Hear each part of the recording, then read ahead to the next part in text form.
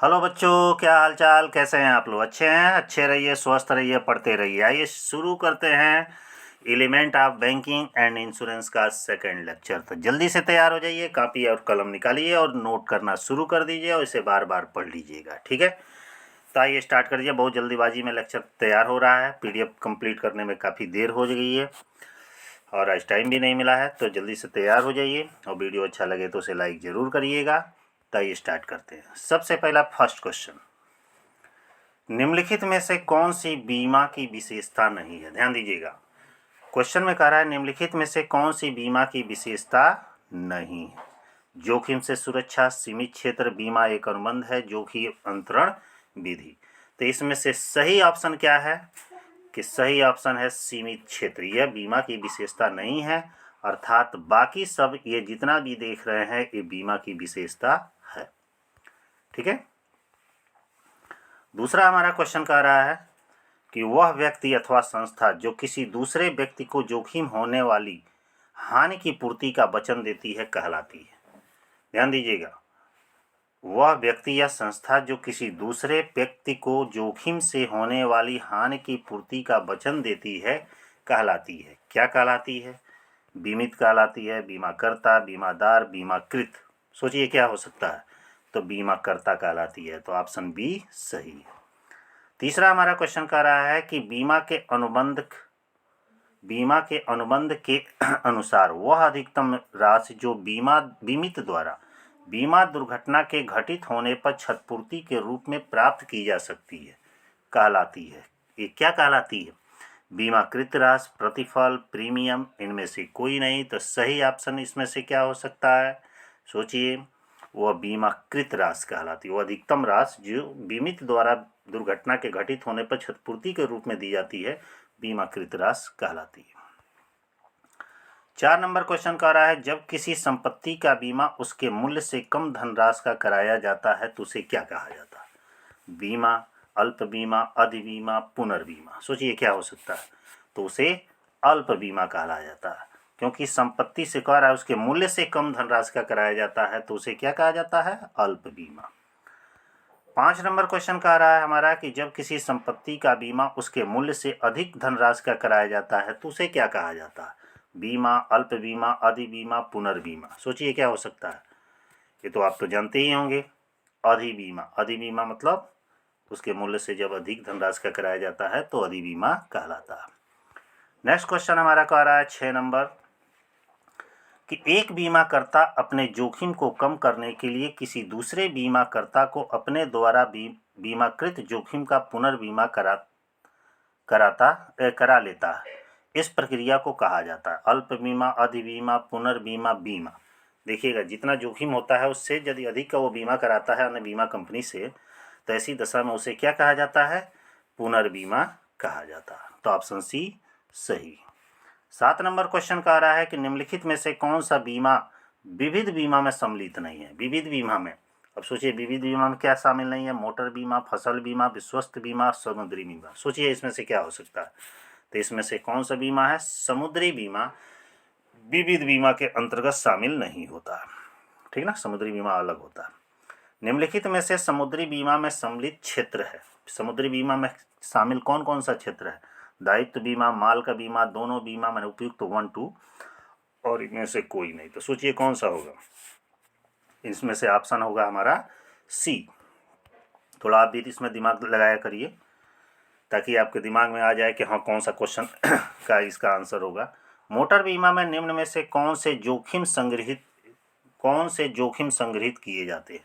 संपत्ति को नुकसान होने का जोखिम, व्यक्तिगत दुर्घटना का जोखिम, उपयुक्त दोनों, इनमें से कोई नहीं। तो सोचिए कौन सा हो सकता है? उपयुक्त दोनों, अर्थात सी ऑप्शन हमारा सही है। 10 नंबर क्वेश्चन कह रहा है कि अग्नि बीमा किस प्रकार का बीमा किस श्रेणी में आता है? समुद्री बीमा, जीवन बीमा, सामान्य बीमा, ये सभी। तो किस बीमा में आता है? सामान्य बीमा की श्रेणी में आता है, क्योंकि भारत में 2 ही प्रकार का बीमा होता है, एक सामान्य बीमा और एक जीवन बीमा, ठीक है। अगला क्वेश्चन 11 नंबर क्वेश्चन कह रहा है समुद्री बीमा अधिनियम के अंतर्गत निम्नलिखित में से कौन सी 2 वारंटियां सम्मिलित की जाती है?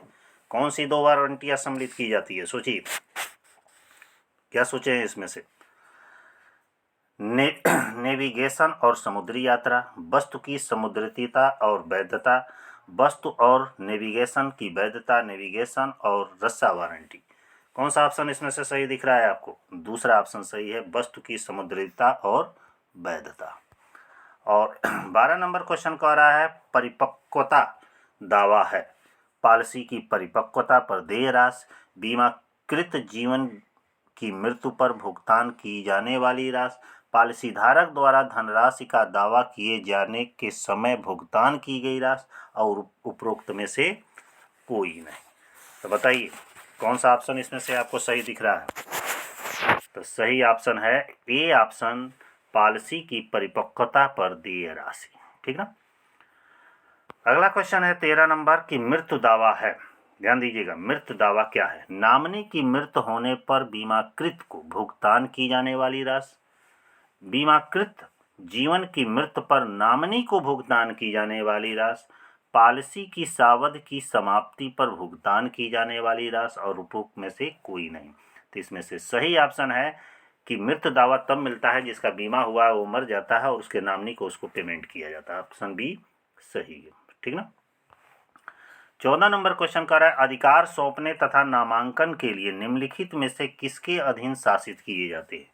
माने अधिकार सौंपने और नॉमिनी के लिए किसको शासित किए जाते हैं? बीमा अधिनियम 1938, IRDA अधिनियम, LIC अधिनियम, ये सभी। तो सही ऑप्शन है बीमा अधिनियम 1938। यहाँ पे देखिएगा क्वेश्चन ये भी पूछ सकता है बीमा अधिनियम कब लागू हुआ।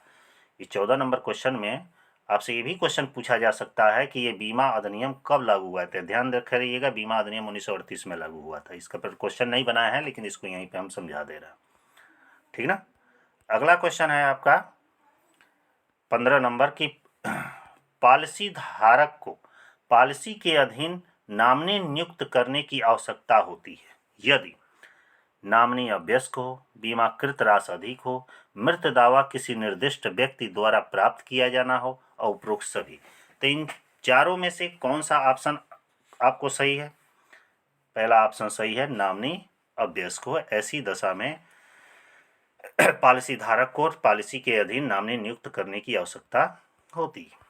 अगला 16 नंबर क्वेश्चन है किसी हानि, चोट, क्षति या विनाश की संभावना की जोखिम है, यह कथन किसके द्वारा दिया गया था? तो ध्यान दीजिएगा, ये कथन किसके द्वारा दिया गया था? ये फ्रैंक योनाइट, बुन एकुर्ज, बेस्टर शब्दकोश और ये सभी। तो सही शब्द है इसमें से बेस्टर शब्दकोश से ये लिया गया है। ठीक है। अगला है 17 नंबर क्वेश्चन, ये भी स्टेटमेंट है एक, हानि या क्षति की संभावना को जोखिम कहते हैं, यह कथन किसके द्वारा कहा गया? फ्रैंक योनाइट, बुन एकुर्ज, बेस्टर शब्दकोश और इनमें से कोई नहीं। तो सही इसका अर्थ है बुन एकुर्ज, बुन एकुर्ज। 18 नंबर क्वेश्चन कह रहा है कि इस दुनिया में मृत्यु और करों के अतिरिक्त कुछ भी निश्चित नहीं है, यह कथन किसके द्वारा कहा गया? तो यह है बेंजामिन फ्रैंकलिन, नाइट, फिलिप्पो और बुन एकुर्ज। तो सही इसमें से ऑप्शन क्या है? Benjamin Franklin. ऑप्शन ए सही। अगला है 19 नंबर क्वेश्चन कि वे किस प्रकार की जोखिमें होती हैं जो किसी व्यवसाय या परिवार की संपत्ति की हानि होने पर उत्पन्न होती हैं? बताइए किस प्रकार की जोखिम है? संपत्ति जोखिम, दायित्व जोखिम, सामाजिक जोखिम, आर्थिक जोखिम। तो सही ऑप्शन है संपत्ति जोखिम। तो ऑप्शन ए सही। 20 नंबर क्वेश्चन कह रहा है कि वे किस प्रकार की जोखिम कहलाती है जो किसी संस्था या परिवार के किसी सदस्य के कारण उत्पन्न होती है? वो कौन सी जोखिम है जो किसी संस्था या परिवार के किसी सदस्य के कारण उत्पन्न होती है?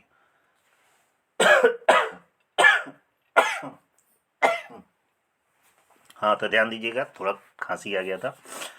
संपत्ति जोखिम, व्यक्तिगत जोखिम, सामाजिक जोखिम और आर्थिक जोखिम, चारों में से कौन सा जोखिम सही है?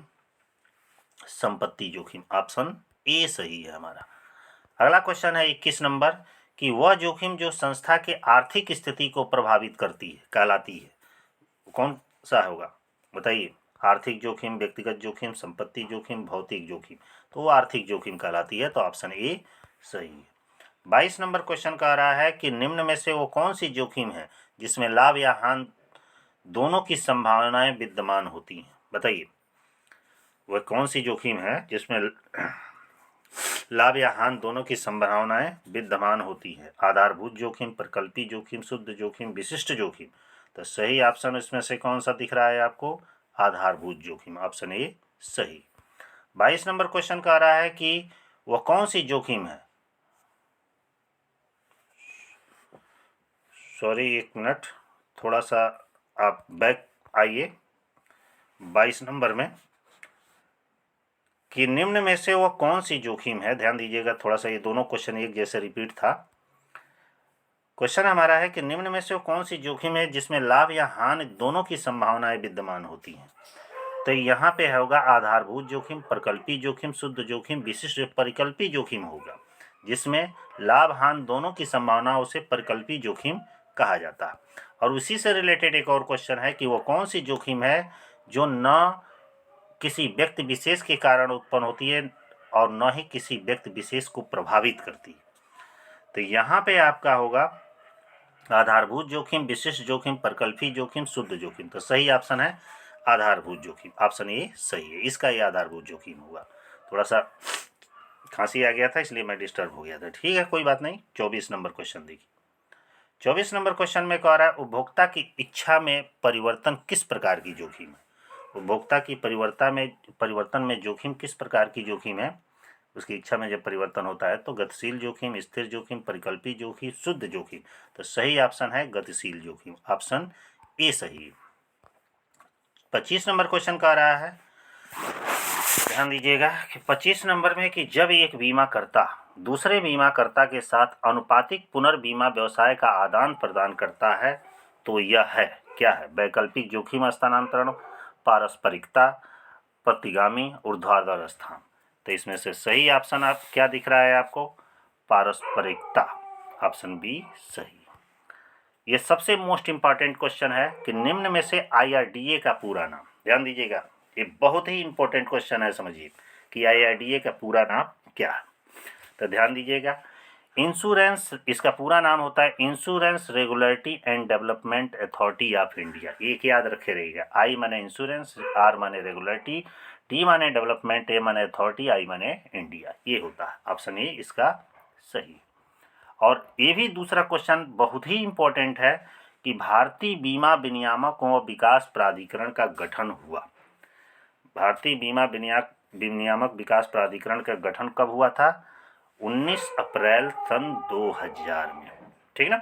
ये दोनों क्वेश्चन इंपॉर्टेंट है, याद रखे रहिएगा। अगला कह रहा है कि भारतीय बीमा विनियामक व विकास प्राधिकरण की स्थापना किस समिति के सिफारिश पर हुई। तो ये IRDA की स्थापना किस समिति की सिफारिश पर हुई? मल्होत्रा समिति, दामोदर समिति, देखिए गल्होत्रा लिखा है, मिस्टेक है टाइपिंग में, मल्होत्रा समिति है, दामोदरन समिति नहीं सही है, गल्होत्रा है और मल्होत्रा भी दोनों दिया गया, और श्री रामन समिति। तो सही ऑप्शन है ऑप्शन सी मल्होत्रा समिति, ऑप्शन सी सही। अगला क्वेश्चन 29 नंबर क्वेश्चन कह रहा है निम्न में से IRDA का कार्य नहीं है। IRDA कौन सा कार्य करता है और कौन नहीं करता है? देखिए, बीमा कराने वाले के हितों का संरक्षण करना, आचार संहिता का निर्धारण करना, दोषियों को सजा देना, कंपनियों के पंजीकरण का नवीनीकरण करना। इन चारों में से कौन IRDA का कार्य नहीं है? तो IRDA का कार्य ये नहीं है, सी ऑप्शन, कि दोषियों को सजा देने का IRDA काम नहीं करता है, बाकी सारा काम करता है, तो ऑप्शन सी सही है। और लास्ट 30 क्वेश्चन हमारा कह रहा है, ध्यान दीजिएगा, 30 हमारा क्वेश्चन कह रहा है कि एक बीमाकर्ता का पुनर्बीमा कराने का मुख्य कारण क्या है? एक बीमाकर्ता का पुनर्बीमा कराने का मुख्य कारण क्या है? ध्यान दीजिएगा, यह जोखिम को कम करने की अनुमति देता है, यह संभावित नुकसान के प्रभाव को कम करने के लिए जोखिम को फैलाने की अनुमति देता है, यह पुनर्बीमा को सही भागीदारी फैसलों को सौंपता है, यह विनिमयों को प्राप्त करने के लिए पुनर्बीमा की आवश्यकता होती है। तो सही ऑप्शन इसमें पहला ही दिख रहा है कि एक बीमाकर्ता का पुनर्बीमा कराने का मुख्य कारण होता है कि वह जोखिम को कम करने की अनुमति देता है, तो ऑप्शन ए सही है। तो इस तरह ये 30 क्वेश्चन का सीरीज आप लोग का कंप्लीट हुआ है। कैसा लगा लाइक और कमेंट के माध्यम से ज़रूर बताइएगा। इसे कॉपी पर ज़रूर नोट कर लीजिएगा, नोट करने के बाद बार बार इसको याद कर लीजिएगा, ठीक है, तो ऐसे ही वीडियो आपके लिए लाते रहेंगे। तब तक के लिए बाय। लेकिन ध्यान दीजिएगा, वीडियो को शेयर करना ना भूलिएगा। ओके, बाय बाय, फिर मिलते हैं।